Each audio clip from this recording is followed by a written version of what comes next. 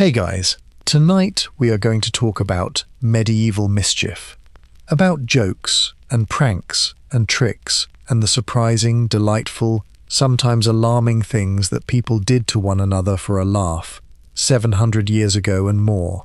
Because one of the loveliest discoveries you can make about the past, and one that gets forgotten under all the plague and the battles, is that people back then were funny.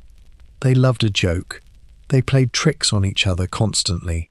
They had a rich, silly, mischievous sense of humour that would be completely recognisable to you, and a good deal of it survives, written down, drawn in the margins of their books, carved into their churches, so that we can still, at this distance, hear them laughing, and every so often, a joke went wrong.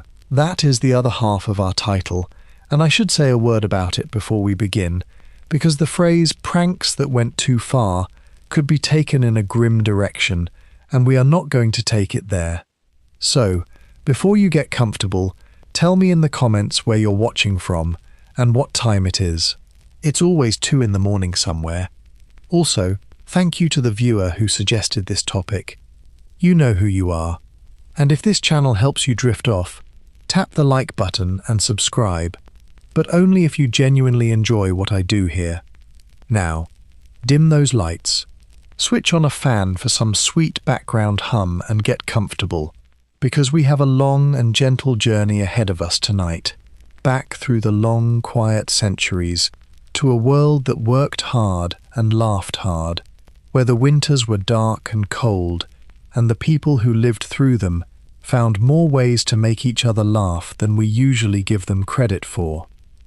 Let us begin by correcting an idea, because the popular picture of the Middle Ages does not have much laughter in it, and that picture is wrong. We tend to imagine the medieval world as relentlessly grim, all mud and plague and grinding toil, and people trudging joylessly from cradle to early grave. And the hardship was real, and we have talked about it before on other nights. But a world of hardship is not the same as a world without joy, and in fact it is very often the opposite, because people who live close to difficulty tend to value laughter more, not less, and to guard their occasions of it fiercely. And the medieval world was full of laughter. We know this because they left the evidence everywhere, once you know to look for it.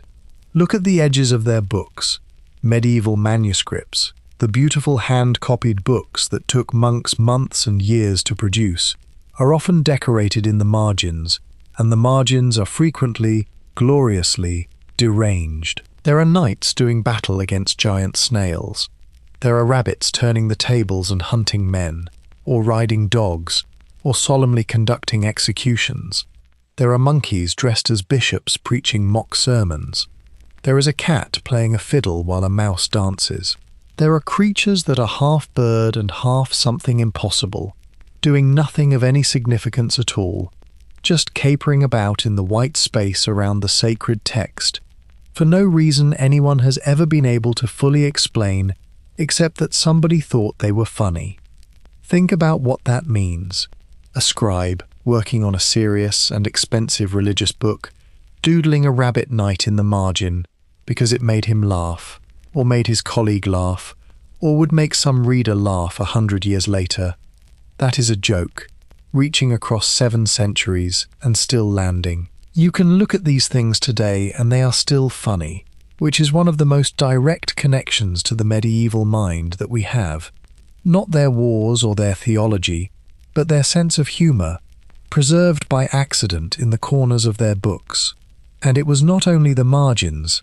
They carved jokes into their churches, in the misericords, the little hidden ledges under the choir seats, where craftsmen were given surprising freedom to carve whatever they liked, tucked away out of sight, and carved comedy. They told jokes and collected them, and there are surviving medieval joke books. They loved wordplay and riddles and puns.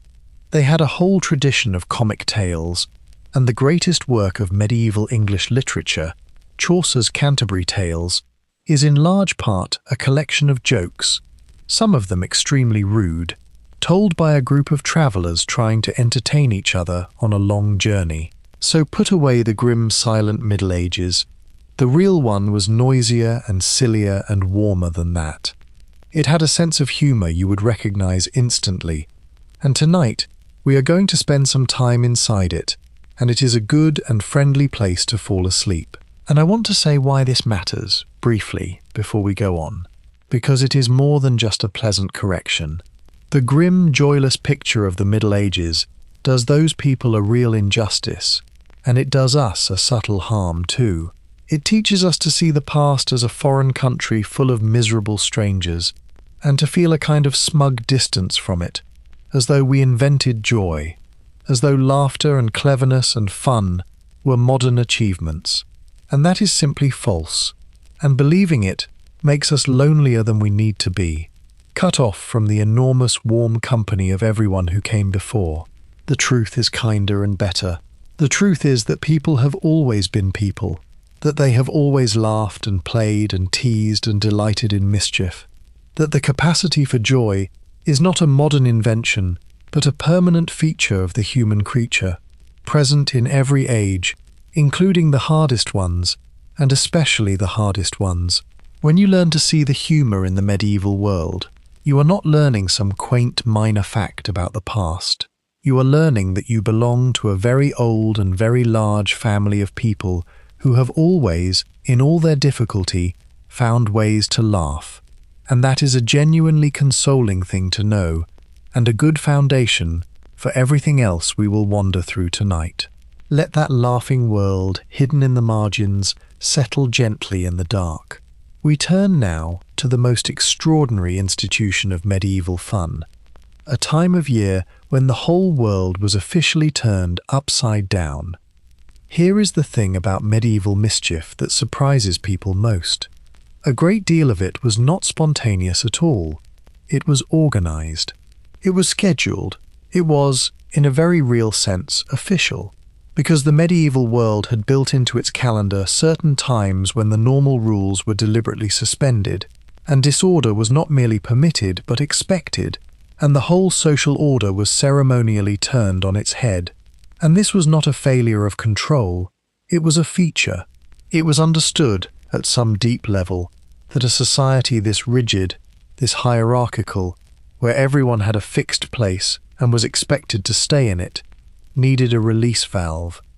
It needed occasions when the pressure could be let off, when the servant could mock the master and the fool could be king, safely, within bounds, before everyone went back to their ordinary places. The deep root of it was ancient. The Romans had a festival called Saturnalia in the darkest part of December, and during Saturnalia the ordinary order was reversed. Masters served their slaves.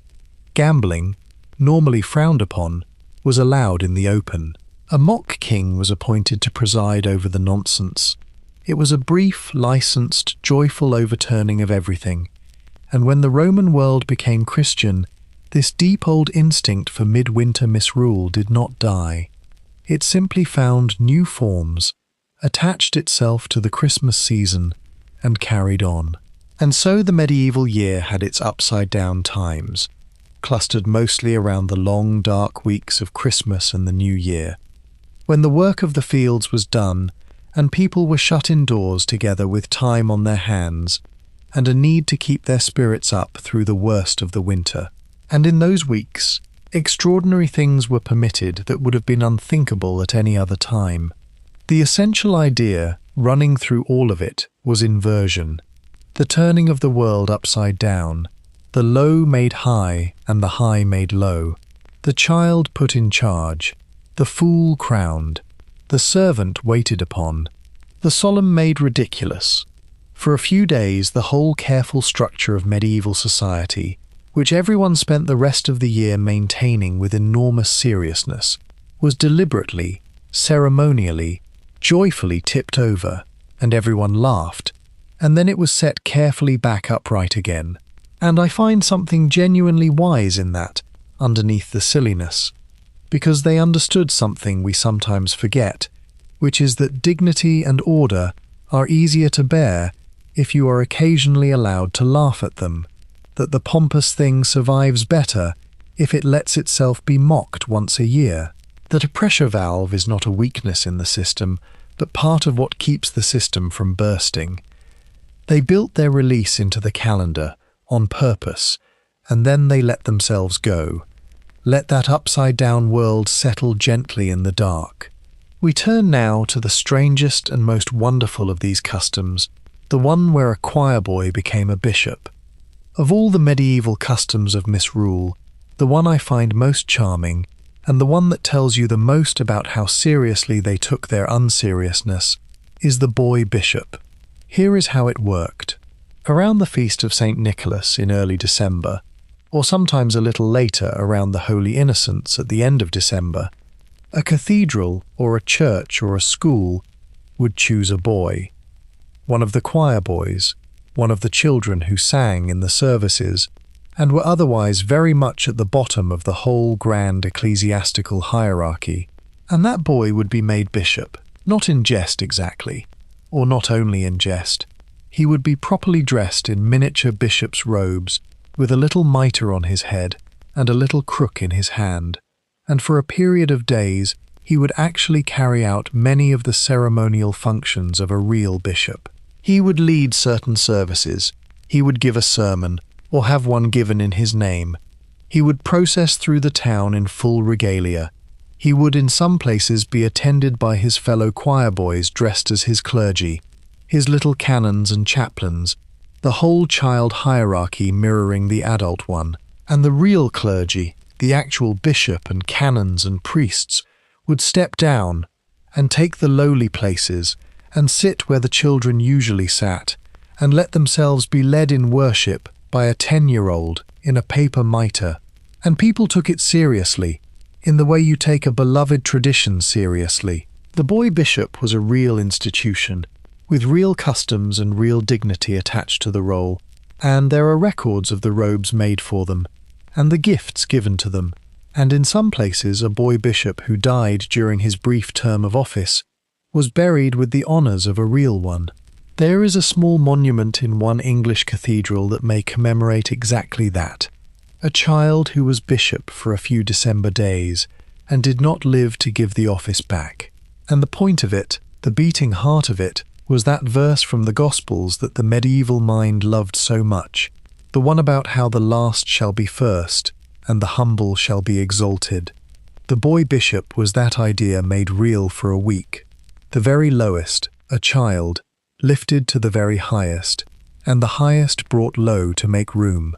It was a joke, yes, and the children surely found it enormous fun, but it was also a piece of living theology, a way of reminding a proud and hierarchical church that its hierarchy was not the same thing as the kingdom of heaven, and that God had a habit of putting children and fools ahead of bishops. There is a tenderness in it that I find quite moving, a whole cathedral, full of powerful and serious men, agreeing once a year to kneel down and be led by a little boy, and to mean it, and to make him robes, and to love him for the few days he wore them. That is a very great deal more than a prank, but it lived in the same season and drew on the same deep instinct as all the wilder misrule around it. Let that little bishop in his paper mitre settle gently in the dark. We turn now to his rowdier cousins, and to the grown men who took the joke a great deal further. If the boy bishop was the gentle, tender end of medieval misrule, the Feast of Fools was the wild end, and it is where our title starts to earn its keep, because this is a custom that genuinely, repeatedly, went too far, and the people in charge spent centuries trying to rein it in. The Feast of Fools was celebrated in the days just after Christmas, and it belonged to the lower clergy, the subdeacons, the junior men, the ones who did the unglamorous work of the cathedral and spent all year being ordered about by their superiors. And for this one festival they took over. They ran the show, and what they did with their brief power was to conduct an enormous, elaborate, riotous parody of the very church they served. They elected one of their own to be a mock bishop, or a mock pope, a lord of misrule, and dressed him up, and installed him with a ceremony that mocked the real ceremonies. They wore their vestments inside out or back to front. They swapped roles, the low playing the high. And then they conducted what was, in effect, a comic version of the sacred services, and the surviving complaints about it, which is mostly how we know what happened, describe scenes that clearly horrified the authorities. I will give you the flavour without dwelling on it, because some of it was genuinely irreverent, in ways that shocked even a fairly robust medieval church. They sang the solemn chants with silly words. They brought unexpected things into the church. There are complaints about them making a great deal of noise and disorder, about laughter where there should have been reverence, about the dignity of the service being turned into a joke. In some accounts things were thrown. In some, there was eating and drinking where there absolutely should not have been. It was the sacred parodied by the people who knew the sacred best, which is exactly what made it both so funny to them and so alarming to their superiors. And the authorities did not like it. This is the went too far part, playing out over centuries. As early as the year 1199, the Bishop of Paris was trying to impose limits on the Feast of Fools at Notre Dame, allowing it to continue, but attempting to keep it within bounds. Over the following centuries, church councils and bishops condemned it again and again, in increasingly strong terms, which tells you two things at once. It tells you they genuinely disapproved, and it tells you that it kept happening anyway, because you do not need to ban something once a century if it has actually stopped. They banned it over and over precisely because it would not die, because the lower clergy loved it, because the instinct to turn the world upside down once a year was stronger than the disapproval of bishops. It was eventually suppressed, mostly, though it took a very long time, and the impulse behind it simply migrated elsewhere, into secular festivities, into the Lord of Misrule in the great houses, into all the other channels that midwinter madness could find. You cannot really ban the human need to occasionally make fun of the most serious thing in the room. You can only move it around. Let that riotous holy nonsense settle gently in the dark. We turn now to the man whose entire job was to get away with saying the unsayable, the fool who worked for the king. The court jester is one of the great figures of the medieval imagination, and the reality behind him is even more interesting than the legend, because the jester occupied a genuinely unique and rather clever position in the life of a great household. We picture the jester as a man in motley, a party-coloured costume, with a cap with bells, capering about and telling jokes, and that picture is not wrong. But the job was far more than clowning. A good jester was a highly skilled entertainer, an all-rounder, who might need to juggle and sing and play instruments and tumble and tell stories and improvise verse, and above all be quick enough to keep a powerful and easily bored patron amused day after day, which is a genuinely demanding thing to do. But the truly interesting part of the job, the part that makes the jester such a fascinating figure, was his license, because the fool, alone in the whole court, was permitted to say things that would have got anyone else into very serious trouble indeed. He could mock the powerful, he could tell the king unwelcome truths, he could puncture the pomposity of the great men of the court to their faces and get away with it, because he was the fool, and it was understood that the fool's words did not count in the ordinary way, that he operated under a special protection, that his mockery was licensed. And this was not merely tolerated, it could be genuinely useful. A wise ruler understood that everyone around him told him what he wanted to hear, that flattery surrounded him constantly, and that the one person who might tell him the actual truth, wrapped in a joke so it could be swallowed, was the fool. The jester could say, in jest, what the gravest counsellor dared not say in earnest. He was a release valve, again, a way for truth and mockery to enter a room that was otherwise sealed tight by flattery and fear. But the license had limits, and here is where even the fool could go too far, and this is a real thread in the histories. Because the protection was not absolute, and it depended entirely on the mood of a powerful person, and powerful people are not always in a good mood. There are stories, some better attested than others, of jesters who misjudged it. who made a joke that cut too close, that landed on a subject the king could not laugh about, that came on the wrong day. There is a tale of a jester who joked about a great naval disaster, the sinking of a ship, to a king who was not remotely ready to laugh about it, and who was punished for it.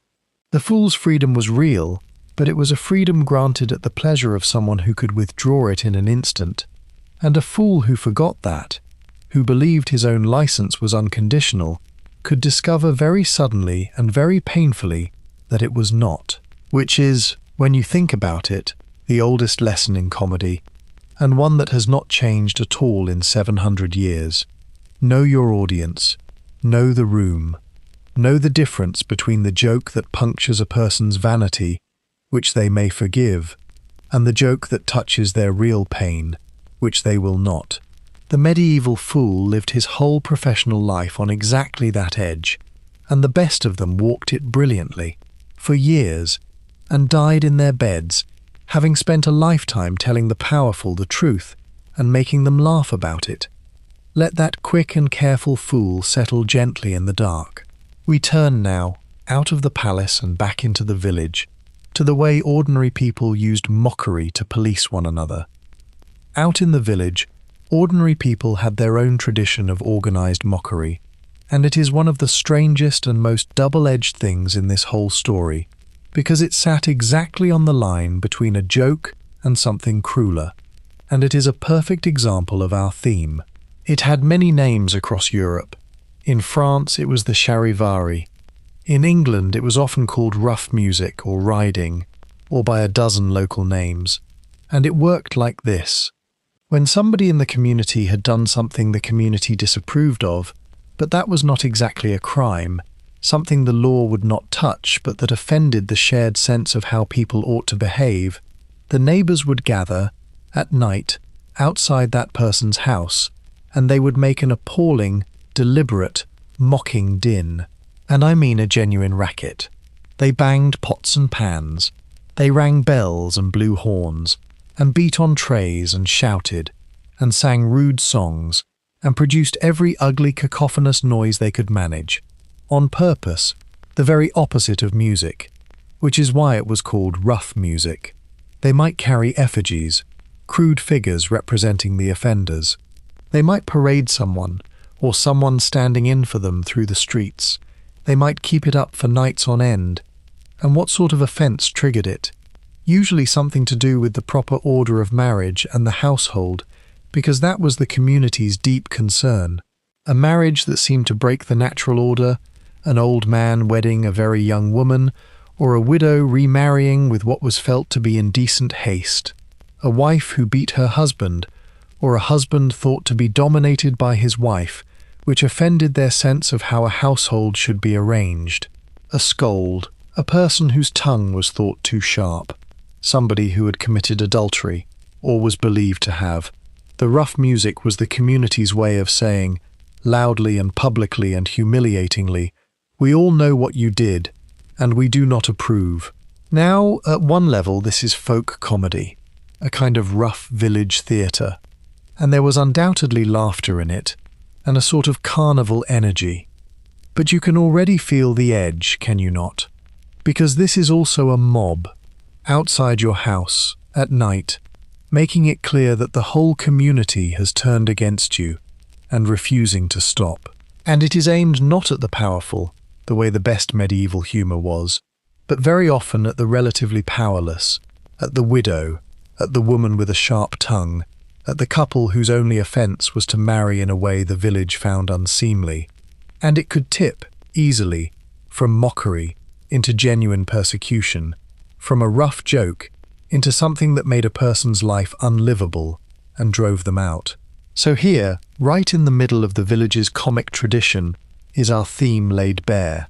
Mockery as a social tool, which can be funny and can be a legitimate way for a community to express disapproval without violence, and which can also, very easily, become cruelty wearing the mask of a joke. The line between the two was thin, and it depended entirely on who was being mocked and why, and whether the crowd knew when to stop.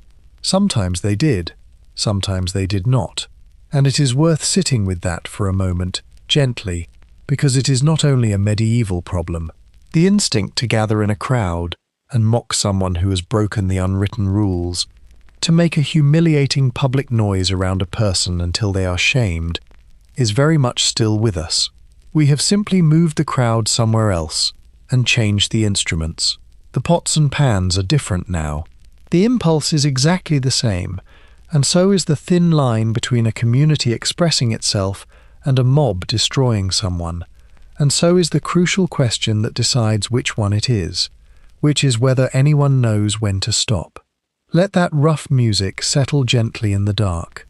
We turn now to the smaller, kinder, everyday pranks that people played on each other for no reason at all except the joy of it.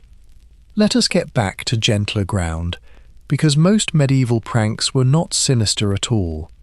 Most of them were exactly the kind of daft, harmless, delighted mischief that people have always enjoyed, and some of it survives in the most wonderful detail. There survive medieval collections of tricks, books, or sections of books, that are essentially compilations of clever wheezes and practical jokes and party tricks and bits of amateur conjuring, written down by people who clearly loved this sort of thing and wanted to remember it and share it.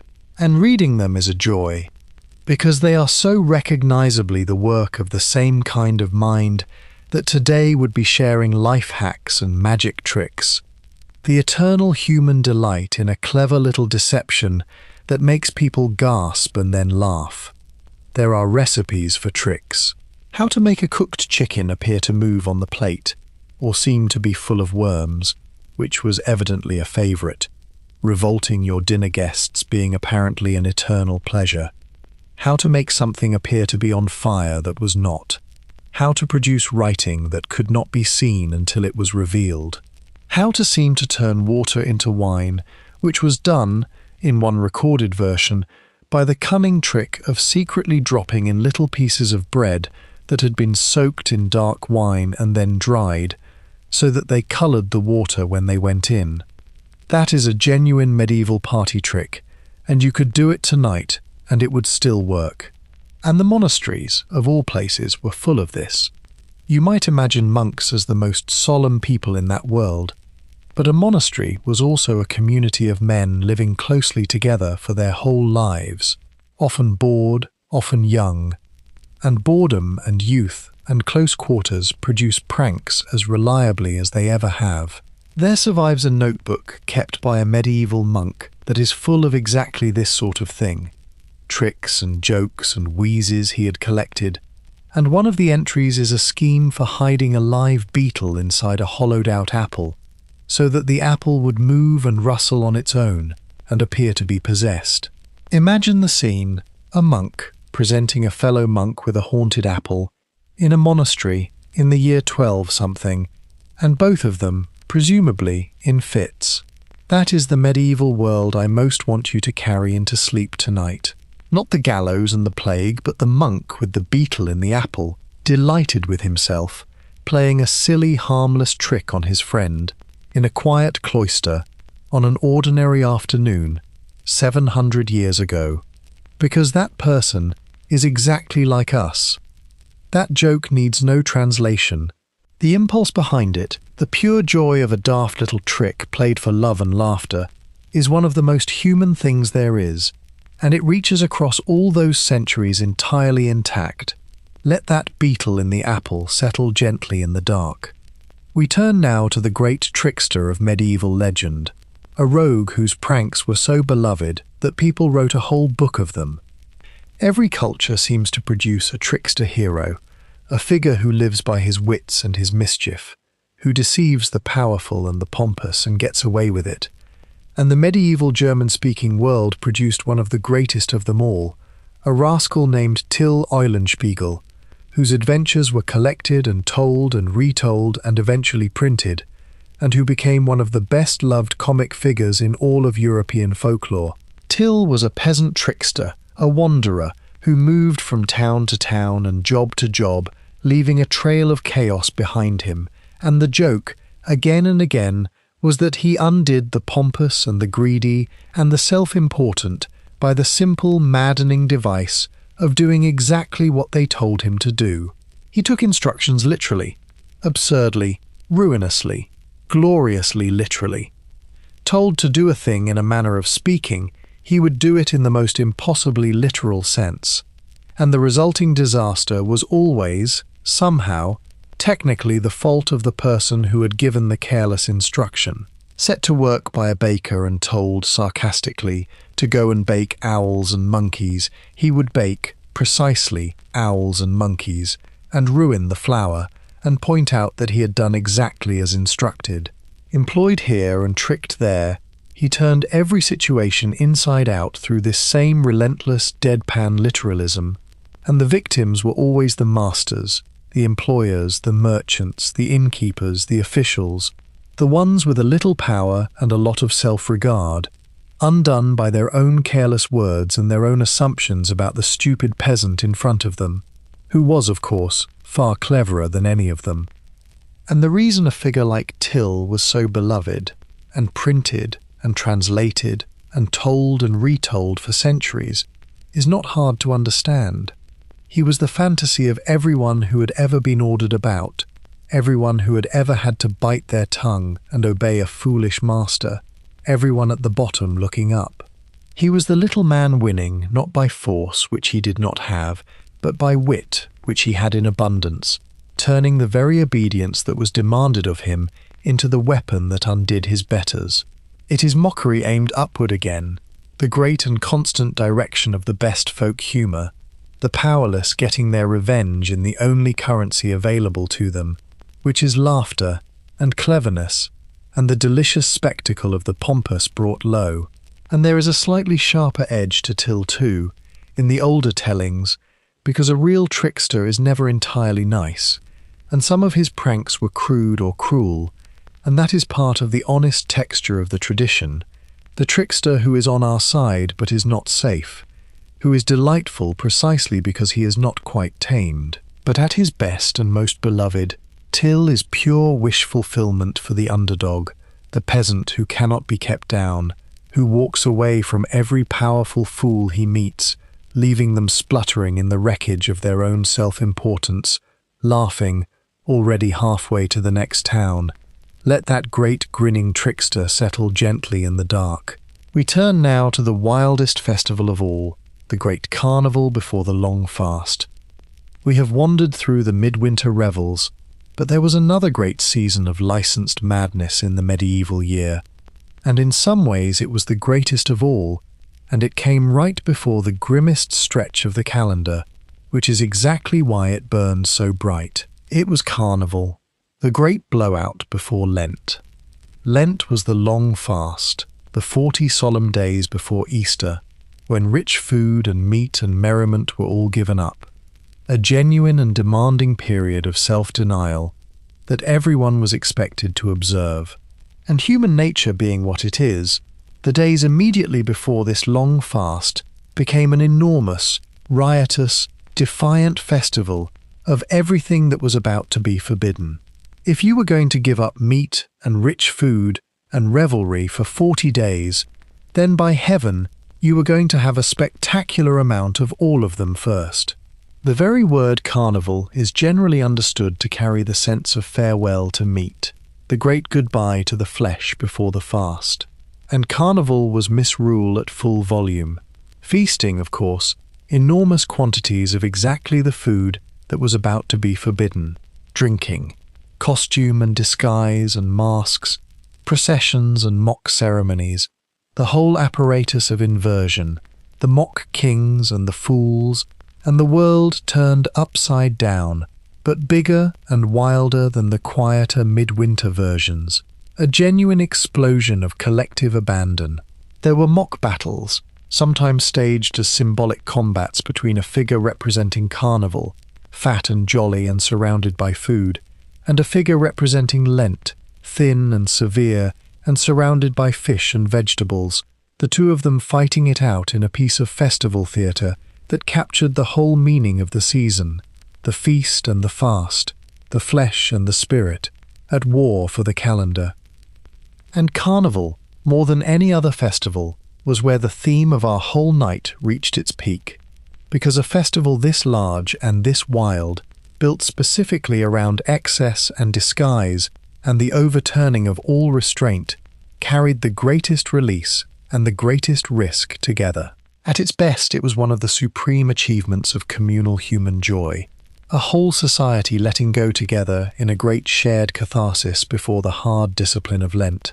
And at its worst, it could tip, like all the rest but more so, into genuine disorder, the mask and the crowd and the abandon becoming cover for real trouble. The authorities watched Carnival nervously, as they watched all these things, and tried to bound it, and mostly failed, and Carnival roared on, year after year, because a people facing 40 days of fasting were not going to give up their one great feast of freedom beforehand, whatever anyone said. And Carnival survived, more grandly than almost any of the other customs, so that the great carnivals of the world today, the famous ones, in their splendor and their masks and their processions and their glorious excess, are the direct descendants of exactly this, the medieval farewell to the flesh, the last great blaze of misrule before the fast, still burning, still bright, still doing for millions of people the very thing it did 700 years ago, which is to let them, for a few wild days, put down the ordinary rules and dance. Let that great carnival settle gently in the dark. We turn now to the gentler pleasures of the riddle and the word game, the humour of the quick mind. Not all medieval humour was riot and revel and physical prank. A great deal of it was quiet and verbal and clever, the humour of the quick mind and the well-turned phrase, and the medieval world adored the riddle above almost any other form of wit. The riddle is very old, older than the Middle Ages by far, but the medieval world took it up with great enthusiasm, and there survive whole collections of them, and they range across every register from the genuinely poetic to the utterly filthy. At one end there are riddles that are really small poems, beautiful and strange, describing some ordinary thing, an onion, a book, a storm, a key, in language that makes it mysterious and then, with the answer, suddenly clear, so that the pleasure is the little shock of recognition, the ordinary world made briefly magical and then handed back to you transformed. At the other end, there are riddles built entirely to lead the listener into a trap, and specifically into a rude answer. Riddles carefully worded so that every clue seems to point unmistakably towards something obscene, so that the listener grows more and more certain and more embarrassed, until the answer is revealed to be something completely innocent, a key, or a dough, or a bunch of onions, and the joke is entirely on the dirty mind of the listener, who supplied all the rudeness themselves. And that joke, that exact mechanism, of leading someone to an indecent conclusion and then innocently pulling it away, is one of the oldest and most reliable in all of comedy, and the medieval versions are genuinely, cleverly funny, and would work perfectly today. And there was a whole culture of verbal contest and display, of wit as a performance and a competition, the ability to speak well, to reply quickly, to cap another person's line, to win an exchange of words, was genuinely admired, a real skill with real social value. The flighting, a formal contest of insults, a kind of stylized verbal duel in which two people traded increasingly elaborate and inventive abuse, was a recognized entertainment, and the insults were meant to be clever, poetic even, the whole pleasure being in the artistry of the mockery rather than mere crudeness. It is, and people have often noticed this, a very direct ancestor of forms of competitive verbal sparring and rhyming insult that are alive and thriving today. The same deep delight in the quick tongue and the devastating well-made reply, running unbroken from the medieval hall to the modern street. And all of this, the riddle and the wordplay and the verbal contest, is humour of a particularly companionable kind, the humour of people entertaining each other with their minds, by the fire, in the hall, in the long evenings, no props required, no costumes, no festival, just wit and words, and the pleasure of a clever thing well said and well answered. It is perhaps the most intimate of all the kinds of medieval humour we have met, and the easiest to imagine sharing, and a lovely one to grow drowsy on. The picture of people long ago trading riddles by the firelight, laughing at the good ones, and groaning at the bad ones, exactly as we still do. And there is a particular tenderness in that picture, because it is so ordinary, and it is exactly the sort of thing the grand histories never record. Nobody wrote down that on a certain winter evening a family sat by their fire and told each other riddles and laughed. It was too small, too common, too unremarkable to be worth setting down. And yet it happened, over and over, in every house, in every village, on every one of the 10,000 ordinary nights that make up a life, and it was, for the people living it, a great part of what made the hard life worth living at all. The big events got recorded, the small warm ones, the ones that actually filled the days, the jokes and the riddles and the laughter by the fire, simply happened and passed and left no trace, except that we know they must have happened, because people are people, and people have always done this, and we are doing it still. Let those riddles and clever words settle gently in the dark. We turn now to a whole day given over to trickery, and to the tangled question of where our own foolish festival came from. We still keep one day a year for pranks.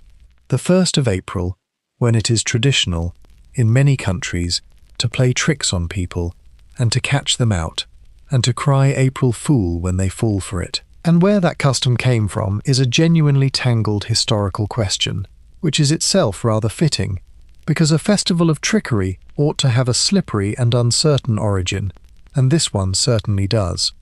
The honest answer is that nobody is entirely sure, and the historians disagree, and I rather like that. But there are threads worth following, and they lead back into exactly the medieval world we have been exploring. One popular theory ties it to a change in the calendar.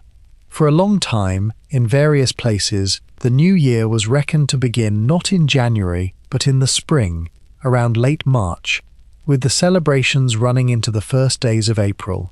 And then, the theory goes, the calendar was reformed, and the new year was moved to the 1st of January, and there were people, out in the conservative countryside, who either did not get the news or would not accept it, and went on celebrating the new year at the old spring date. And these people, the ones still keeping the old new year in April, were mocked as fools, and became the butt of jokes, and that mockery, over time, curdled into a tradition of playing tricks on the 1st of April. It is a tidy story, and it may even be partly true, though historians are cautious about it. Others trace it further back, to the deep old spring festivals, the ones that came down from the ancient world, festivals of renewal and disorder, and licensed foolishness, that clustered around the turn of winter into spring, close cousins to the midwinter misrule we have already met. The Feast of Fools itself has been pointed to as an ancestor, that same impulse to set aside a time for sanctioned nonsense, simply attached to a different point in the year. And there is a possible early trace in Chaucer, in the Canterbury Tales, written around 1390, in a passage that mentions something happening a certain number of days into spring, which some readers have taken as a sly reference to a day of foolery, though others think it is simply a misreading or a scribe's error, and the argument has been going on for a very long time and will probably never be settled. What all of this tells you, and the reason I wanted to follow it tonight, is that our own small surviving festival of pranks is a genuine descendant of this whole medieval and ancient world of licensed foolishness. When you tape a paper fish to someone's back, which is what they do in France on the 1st of April, calling out April fish, or when you tell a small lie for the joy of the reveal, you are doing something very old. You are keeping alive, without knowing it, the last little ember of a great tradition of sanctioned mischief that once turned whole cathedrals upside down. The Feast of Fools is mostly gone, the boy bishop is gone, the Lord of Misrule is gone, but one day a year we all still play the fool, and in doing so, we are the direct heirs of every choir boy in a paper mitre and every subdeacon singing silly words in a cathedral at Christmas. Let that day of fools settle gently in the dark. We turn now to the many other days of the year that carried their own small licensed mischief, scattered across the calendar like little holidays of foolishness. We have dwelt on the great festivals, the midwinter revels and the carnival before Lent, but the medieval year was studded, all the way through, with smaller occasions of licensed fun, little customs attached to particular saints' days and seasons, each with its own flavour of gentle mischief, so that a person moving through the medieval year was never very far from the next small excuse for a bit of foolery. There were days when the ordinary order was overturned in small, specific, charming ways. There was a custom, on certain days, of one group claiming a playful authority over another. There were days associated with particular sorts of licensed behaviour between the young men and young women of a village. Days for the choosing of sweethearts and the playing of courtship games. Days when a girl might be caught and made to pay a forfeit of a kiss, or a boy might, all within the safe bounds of custom and the watchful eye of the community. There were days for particular games, particular foods, particular songs, the whole year mapped out in a rich calendar of observance that mixed the deeply religious with the frankly pagan, with the simply fun, often all at once, in ways the people themselves did not trouble to separate. Many of these customs are only half understood now, recorded in fragments, their full meaning lost, so that we know a certain thing was done on a certain day without always knowing quite why, or what it felt like from the inside. But the general shape is clear enough, and it is a lovely one. The medieval year was not a flat expanse of undifferentiated toil with a couple of big festivals stuck in it. It was a textured, varied, richly patterned thing, full of small landmarks, little days of note, minor occasions for a song or a game, or a specific bit of sanctioned nonsense, so that the turning year had a rhythm to it, a constant gentle punctuation of the ordinary by the special, and I think that is something genuinely worth envying, and worth carrying gently towards sleep, because our own year has become, for many of us, rather flat, rather undifferentiated, one week much like another, the old landmarks faded, the calendar emptied of most of its texture.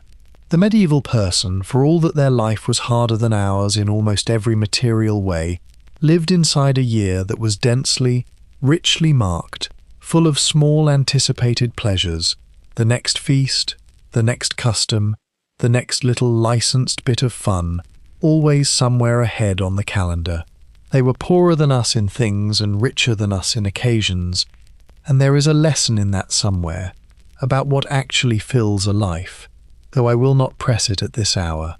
I will only leave you with the picture of that richly patterned year, turning slowly, marked at every stage by its small customs, and let you feel how full of texture and anticipation a life lived inside it might have been. Let that richly marked year settle gently in the dark. We turn now to the great houses at Christmas, and to the man appointed to run the chaos. When the Feast of Fools was pushed out of the churches, the spirit of it did not die. It moved next door, into the great houses and the royal courts and the colleges, and there it took the shape of one of the most delightful job titles in all of history, the Lord of Misrule. Every Christmas, in a great household, someone would be appointed to this role.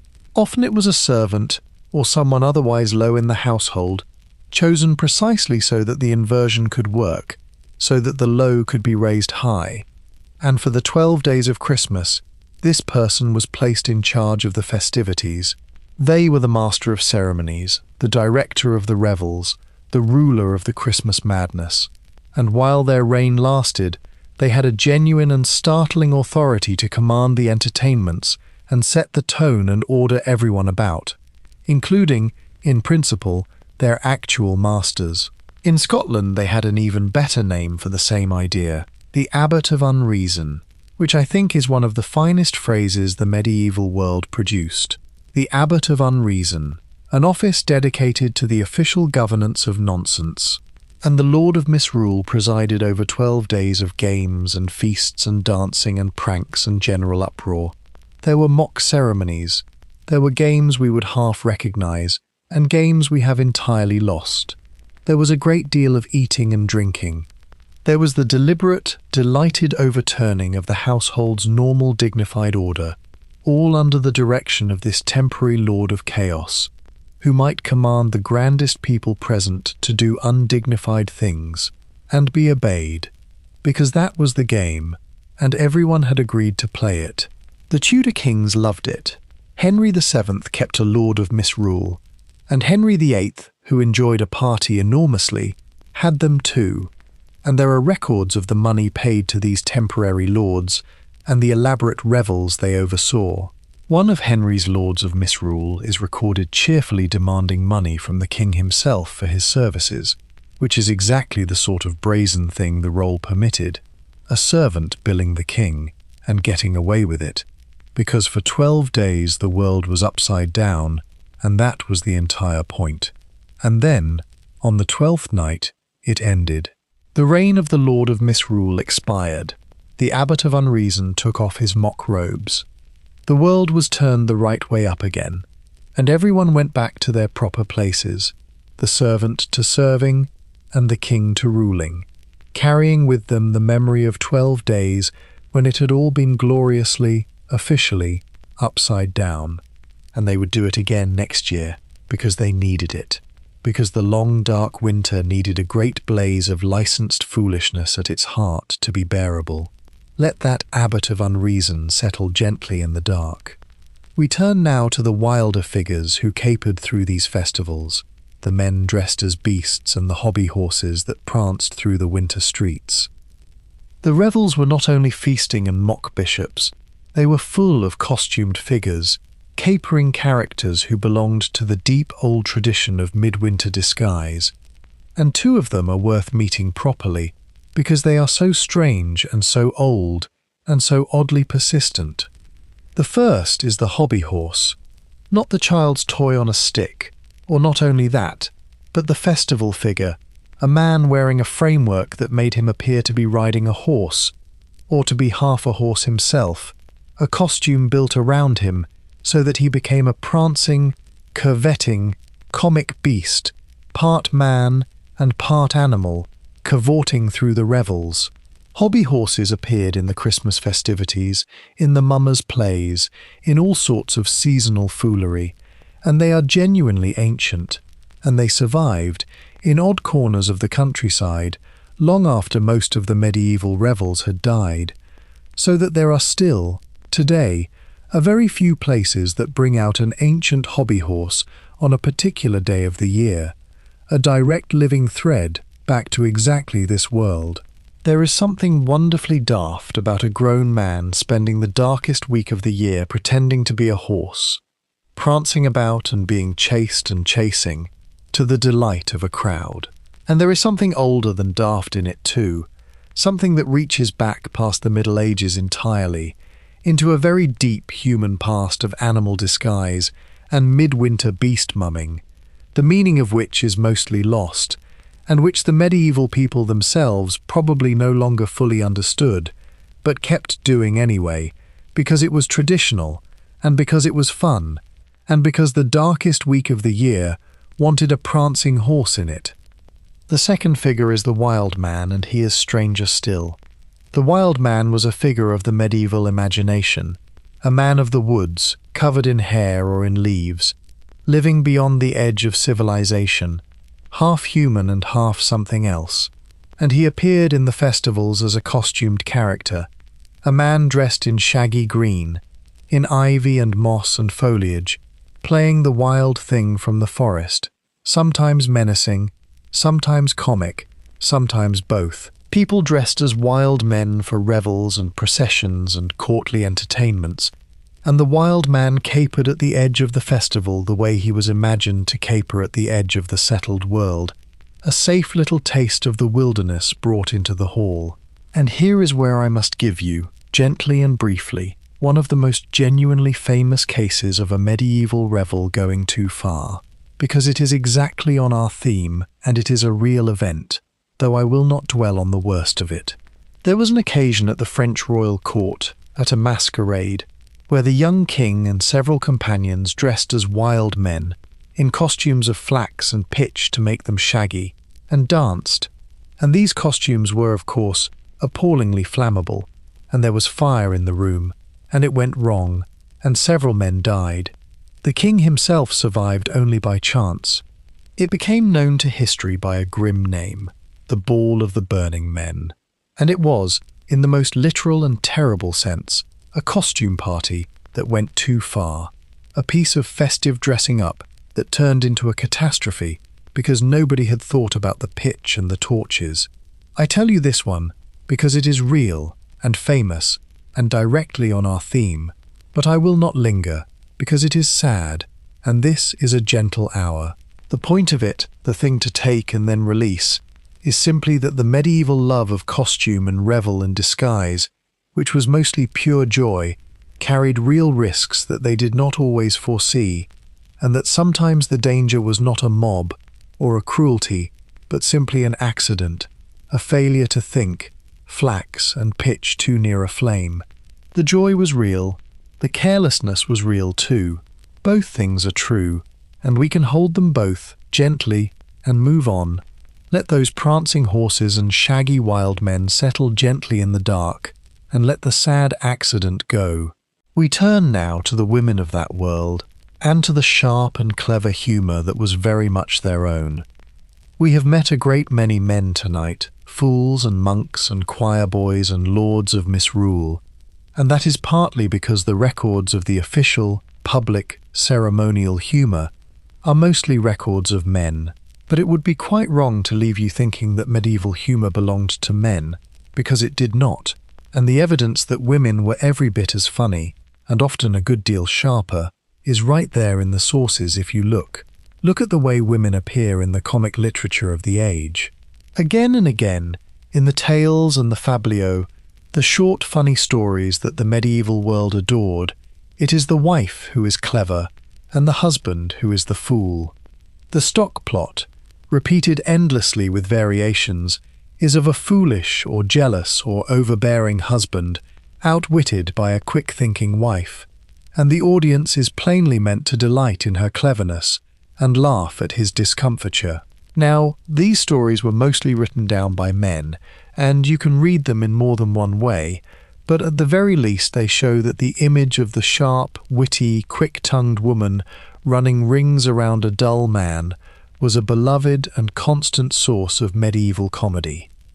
And Chaucer gives us the greatest of them all, the wife of Bath, who is one of the funniest and most fully alive characters in all of English literature, a woman who talks at enormous length, with tremendous wit and frankness and comic self-awareness, about her 5 husbands and how she managed every one of them. She is a comic creation of the very highest order, and she is funny in a way that is entirely her own, bawdy and clever and utterly unintimidated, and the fact that a male poet created her tells you that the type was real and recognized and loved, the formidable woman whose weapon was her tongue and who used it brilliantly. Out in the real world, women's humour was often exactly that, verbal, quick, a matter of the sharp reply and the well-aimed word, deployed in a world where women had few other weapons.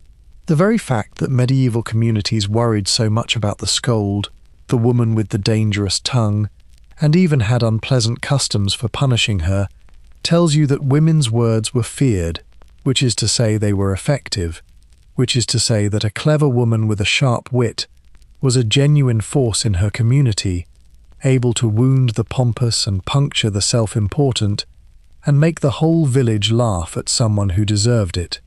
And I rather love that the historical record, which tried so hard to keep women quiet and in their place, cannot quite hide how funny they were, how sharp, how quick, how thoroughly able to hold their own in the great human game of mockery and wit. The sources meant to warn against the sharp-tongued woman and instead they preserved forever the proof that she existed and was formidable and got the last laugh more often than not. Let those sharp and clever tongues settle gently in the dark. We turn now to the strangest legal comedy of the entire Middle Ages, the trials in which the accused was an animal. Here is something so strange that it sounds like a joke, and was not a joke at all, and is somehow funnier and stranger for having been entirely serious. The medieval and early modern world sometimes put animals on trial, not metaphorically. Actually, there are records, genuine legal records, of animals being formally prosecuted in courts of law, with all the apparatus of justice brought to bear. A pig that had killed a child might be arrested, held in prison alongside human prisoners, formally charged, tried before a judge, and, if convicted, sentenced and executed, sometimes dressed in human clothes for the occasion. And this was not a bit of rough village vengeance dressed up. It was done with complete legal seriousness, with proper procedure, sometimes with a defense lawyer appointed to argue on the animal's behalf. And the defense lawyers, remarkably, sometimes did their jobs with real ingenuity. There is a celebrated series of cases involving not a single dangerous animal, but a plague of them, rats or insects or weevils that were destroying crops, and which were formally prosecuted as a body, summoned to court to answer for their depredations, and a lawyer assigned to defend the rats in one such case, mounted, by all accounts, a genuinely clever defense, arguing, among other things, that his clients could not reasonably be expected to appear in court because the journey would be far too dangerous for them on account of all the cats along the way, which is either a magnificent piece of deadpan legal wit or a completely straight-faced procedural argument.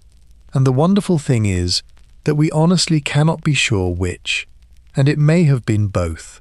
Now, why did they do this? It is easy to laugh, and there is real comedy here, but the historians who study it suggest it was not stupidity.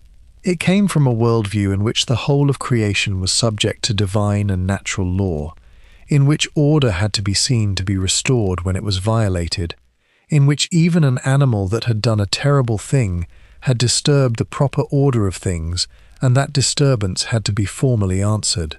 Putting the pig on trial was, in its own strange logic, a way of insisting that the world made sense, that even a senseless tragedy could be brought back within the frame of law and meaning, that nothing was simply random and unanswerable, which is rather less funny and rather more human than it first appears. But it remains, on its surface, one of the most genuinely absurd things the medieval world ever did, and I include it here, in our night of humour, partly because it is so absurd, and partly because it sits so perfectly on our theme, on the strange places where medieval seriousness and medieval absurdity became impossible to tell apart. A pig in a waistcoat standing trial for its life, with a lawyer before a judge, in total seriousness. You could not invent it. You do not have to. It really happened. Let that solemn, absurd courtroom settle gently in the dark. We turn now to the darker possibility that always shadowed the festivals, the moment when the sanctioned chaos slipped its leash. We have talked a great deal about how the medieval world built controlled disorder into its calendar, on purpose, as a release valve, and mostly it worked. But I want to be honest about the other side of it, gently, because it is the deepest version of our theme, and then we will move back toward lighter things. The trouble with declaring that the rules are suspended, that for these few days anything goes and the world is turned upside down, is that it relies on everyone understanding that it is temporary and bounded and a game, and most people did understand that most of the time. But a festival of licensed disorder is a genuinely combustible thing. You have taken a whole community, given them drink, told them the normal rules do not apply, dressed them in disguises so that ordinary identity is blurred, and worked them up into a state of excited collective abandon. And most years, that produced nothing worse than a glorious mess and some sore heads. But not every year, because a crowd in that state can tip. The same energy that makes a wonderful festival can, with very little pushing, become the energy of a mob. The disguises that make the fun possible also make it easier to do things you would never do with your face showing. The suspension of the rules that permits the joyful mockery of the powerful can shade into a suspension of the rules that restrain real violence. And there are episodes in the medieval and early modern record where festive occasions, carnival times, days of licensed misrule became the cover or the trigger for genuine disorder, for riot, for the settling of real grievances under the mask of celebration, for real harm done to real people while everyone was supposed to be playing. I am not going to detail any of it, because it is not for this hour, and because the point does not need the gory particulars. The point is simply this.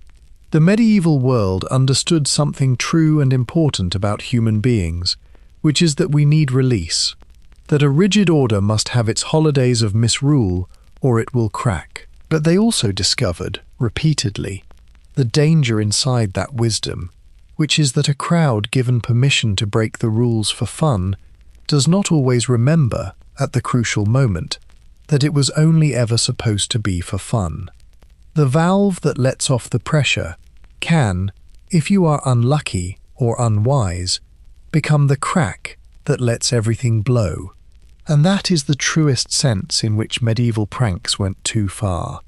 Not the individual cruel joke, though there were those, but the whole grand institution of licensed misrule, which was mostly a wise and joyful and necessary thing, and which carried always, right at its heart, the risk of tipping over into the very disorder it was meant to safely contain. They danced on that edge every single winter, most of them delighting in it and coming to no harm, and just occasionally, somewhere, the dance became something else. But here is the gentle thing to hold, before we leave the dark part of the story behind for good. They kept doing it anyway. Century after century, knowing the risk, they kept turning the world upside down every winter, because they judged, correctly I think, that the joy was worth it, that a life without licensed foolishness was not worth living, that you cannot protect yourself from all the dangers of laughter without giving up the laughter, and the laughter was too precious to give up. They chose joy, with its risks, over a safer joylessness. And that seems to me a very human and rather brave choice, and a good one to carry towards sleep. Let that hard, honest thought settle gently in the dark, and let it go now, because we are done with the dark part. We turn now back into the warm, to the ordinary everyday humour of ordinary people, and the jokes they told each other by the fire. Let us sit for a while with the ordinary humour of ordinary people, the jokes they told each other in the alehouse and by the hearth, because a surprising amount of it survives, and it is wonderfully, reassuringly familiar. Medieval people told jokes, the same way we do, and some of their jokes were written down and collected, and when you read them, the first thing that strikes you is how many of them are exactly the same jokes we still tell. There are jokes about foolish husbands and clever wives, and clever husbands and foolish wives, in roughly equal measure. There are jokes about drunkards, and about misers, and about people from the next town over, who were always, in every town, considered to be idiots, because every community in history has had a neighbouring community it regards as comically stupid. There are jokes about priests who do not practice what they preach, and about doctors who do not cure anyone, and about lawyers who were disliked and mocked in the Middle Ages in terms that would fit perfectly into a comedy routine today. There were riddles which they adored, and which ranged from the genuinely clever to the deliberately, groaningly bad, the medieval equivalent of the terrible pun, the joke that is funny precisely because it is so awful. Some of the surviving riddles are rude, cheerfully and enthusiastically rude, built around leading you toward an indecent answer and then revealing an innocent one, which is a formula for a joke so old and so reliable that it was ancient when the medievals used it, and it is still in use tonight, somewhere, right now.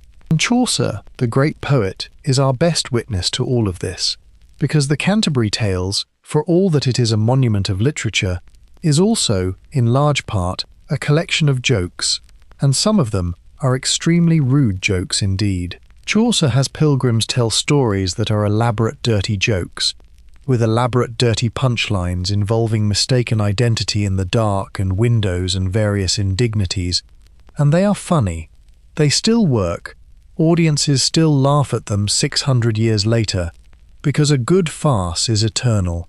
That the finest poet of medieval England spent a good part of his masterpiece on what are essentially very sophisticated fart jokes and bedroom farces tells you everything you need to know about how much that world valued a good laugh. And I find this the most comforting thing of all, more comforting even than the beetle in the apple, because it means that if you could sit down beside a medieval person at their fire and somehow bridge the gulf of language, you could tell each other jokes and laugh at the same things. The foolish husband, the pompous priest, the idiot from the next village, the rude riddle, the clever wife who outwits everyone. It would all land. Humour is one of the deepest and oldest things we have, older than almost anything, and it connects us to those distant people more directly than any king or battle or cathedral. They laughed at what we laugh at. They were us, laughing, in the dark, a long time ago, and it is worth noticing what kinds of jokes last, because it tells you something about people. The jokes that survive from the medieval world, the ones still funny now, are almost never the topical ones. The jokes about some particular bishop or some forgotten scandal, because those need a world of context we no longer have. The ones that last are the human ones, the eternal ones, the jokes about the things that never change. Marriage, and its comedy of two people who love each other and drive each other mad. Vanity, and the pleasure of watching it punctured. Greed, and hypocrisy, and pomposity, and all the small, reliable follies of the human character. The body, and its indignities, which have not changed at all and never will. The fool who thinks himself clever. The clever person brought low. These are the jokes that were old when the medievals told them, and are still being told tonight, because they are about being human, and being human has not changed, and that is why they last. Which means that medieval humour is not really a window into a strange lost world at all. It is a mirror. When you laugh at their jokes, you are laughing at yourself, at your own species, at the same eternal comedy of human nature that they were laughing at, that everyone has always laughed at, all the way back and all the way forward. The costumes change, the language changes, the joke, the deep human joke, stays exactly the same, and we are all, medieval and modern alike, still in the middle of telling it. Let those old familiar jokes settle gently in the dark. We turn now to the pictures they drew in the margins, and to the strange and wonderful things that lived at the edges of their most serious books. I promised you the margins earlier, and now let us go and live in them for a while, because the marginalia of medieval manuscripts are one of the purest and strangest expressions of the medieval sense of humour, and they are genuinely mysterious, and they are perfect for drifting off to, because you can just picture them, one after another, and smile, and sink. Here is the setup. A medieval manuscript was an enormously serious and expensive object. A book of psalms, a book of hours, a copy of the scriptures, hand-copied and hand-decorated over months or years by trained scribes and artists, on prepared animal skin, in precious inks and gold. It was one of the most valuable things a person could own, and around the edges of these solemn sacred texts, in the margins, the same artists drew whatever they liked, and what they liked, very often, was nonsense. The most famous example, the one scholars have argued about for years, is the knight and the snail. Over and over, in manuscript after manuscript, you find a picture of an armoured knight, sword drawn, in a posture of heroic combat, facing off against a snail. Just a snail. A small garden snail, advancing slowly, and the knight apparently terrified of it, or at least taking it deadly seriously. Nobody is entirely certain what the joke was. There are learned theories. Perhaps it mocked cowardice. Perhaps it was a satire on some particular group everyone at the time would have understood. Perhaps it was about the resurrection, or social climbing, or nothing at all. But whatever the specific meaning, the basic comedy is plain and it still works. A great armoured hero in mortal terror of a snail. That is funny. It was funny then and it is funny now. And the knight and snail is only the beginning. The margins are full of rabbits who have turned the tables on their tormentors. Rabbits with swords, rabbits hunting men, rabbits sitting in judgment. A whole world of vengeful bunnies enacting an upside-down world where the hunted became the hunters, which is of course the same inversion, the same turning of the world on its head that ran through all of medieval festive humour, here doodled in the corner of a prayer book. There are apes dressed as doctors examining flasks, and apes dressed as bishops preaching, mocking the pretensions of the learned and the holy. There are musicians playing instruments that are really their own bodies or animals or impossible contraptions. There are creatures assembled from mismatched parts, a bird with a man's face, a fish with legs, things that mean nothing and simply exist to be strange and delightful. And all of it in the margins of the holiest and most serious books, drawn by the very people whose job was to produce those serious books, as if to say, even here, even in the middle of the sacred and the solemn, there must be room for a joke, for a knight afraid of a snail, for a bit of nonsense in the corner of the page. It is the same instinct as the boy bishop and the Feast of Fools, the same understanding that the solemn thing is better, not worse, for having a little foolishness drawn around its edges. The medieval mind put comedy in the margins of its most sacred texts on purpose, and left it there for us to find, and it is still funny, and that is a kind of small miracle. Let those knights and snails and vengeful rabbits settle gently in the dark. We turn now to the great religious plays of the age, and to the surprising truth that they were often extremely funny. The medieval towns staged great cycles of religious drama, the mystery plays, enormous community productions that told the whole story of the Bible, from the creation of the world to the Last Judgment, performed over a day or more, with different craft guilds each taking responsibility for a different episode. And you might imagine these to be solemn, reverent, dignified affairs. And in part they were, but they were also deliberately and gloriously funny. And that is one of the loveliest surprises in the whole history of medieval humour, because the people who wrote and performed these plays understood something about an audience, which is that you cannot hold them through a whole long day of sacred history on reverence alone. You need to make them laugh. And so, woven right into the retelling of the most sacred stories, there is comedy, broad and warm and human, and it is often given to exactly the characters who could safely carry it. Take Noah's wife. The story of Noah and the flood is serious scripture, but in the plays, Noah's wife became a great comic character, a stubborn, sharp-tongued woman who flatly refuses to get on the ark, who will not leave her friends and her gossip, who argues with her husband and has to be dragged aboard practically kicking. The whole scene a domestic comedy of a henpecked patriarch and his immovable wife, played for big laughs, in the middle of the story of the flood. The audience loved her. She is one of the great comic roles of the medieval stage, and she exists because somebody understood that a long, solemn play needed a laugh, and that a bickering married couple is always funny.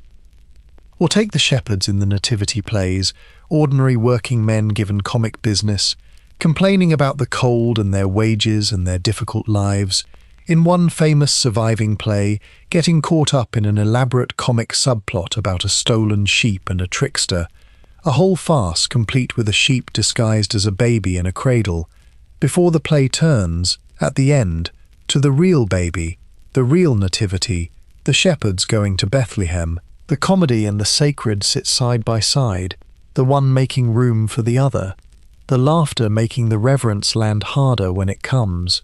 And the villains were often comic too, in a broad pantomime way. Herod, the wicked king, became a great ranting, raging, over-the-top stage villain, so famous for storming and shouting that the phrase to out-Herod Herod, meaning to be more extravagantly furious than the most furious stage tyrant, comes straight from these plays and survives in the language still. And the devils were comic, capering, mischievous figures, tumbling about the stage, causing mayhem, terrifying and hilarious at once, often the most popular characters in the whole production, because a good comic devil, then as now, steals the show. So the holiest drama of the age was shot through with laughter, on purpose, by people who understood that faith and comedy were not enemies, that you could tell the most sacred story in the world and still stop, in the middle of it, for a joke about a man who cannot get his wife onto the ark.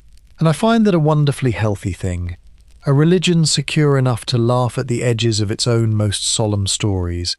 And it is very much of a piece with everything else we have seen tonight.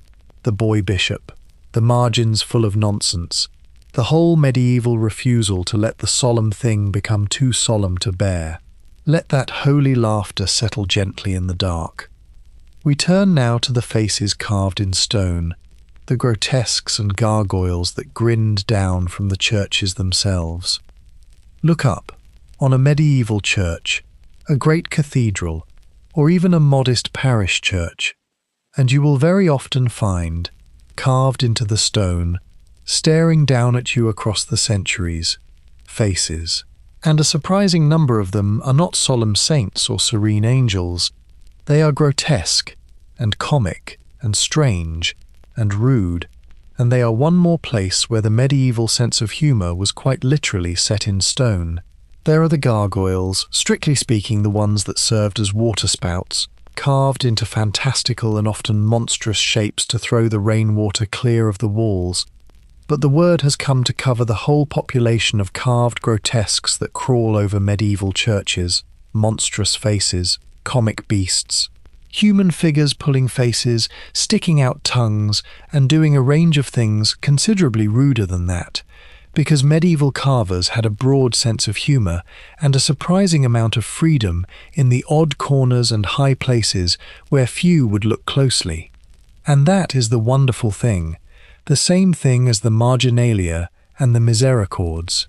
In the most sacred building in the community, the house of God itself, built with enormous care and devotion and expense, there was still room, in the corners, up in the high shadows, under the seats, for jokes, for grotesque faces and comic monsters and figures behaving outrageously. The carvers put them there, sometimes surely with the full knowledge of the church, sometimes perhaps tucked away where authority would not look too closely, and they have grinned and leered and pulled their faces through all the centuries since, through all the solemn services held beneath them, a permanent carved joke woven right into the fabric of the holy. Nobody is entirely sure what all of them meant. Some surely had meaning, warnings against sin, representations of the chaos outside the ordered world of the church, the wicked and the monstrous held up to be rejected.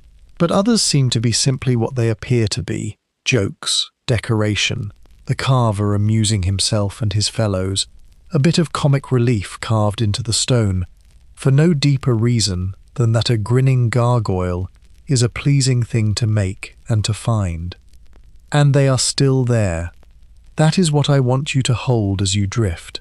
On churches all over Europe, tonight, in the dark, those carved comic faces are still there, still grinning down, as they have for 700 or 800 years, a joke told in stone by a craftsman long dead, still landing, still strange, still funny, outlasting the carver and the bishop and the whole medieval world, grinning quietly into the night above the sleeping town. Let those grinning stone faces settle gently in the dark. We turn now to the masks and the mumming, and to the people who went from door to door in disguise. The medieval winter was full of disguise, of dressing up and play acting, and going about in costume, and it is another rich vein of festive mischief, and a gentle one to wander through as you grow sleepy.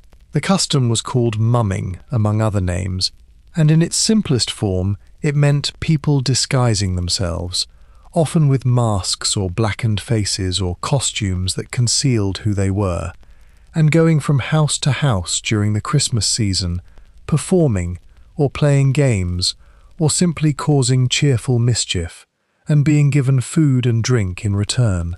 It was anonymous, and it was playful, and the anonymity was much of the point, because a person in a mask could behave differently, could be bolder, funnier, cheekier than they would ever dare to be with their own face showing.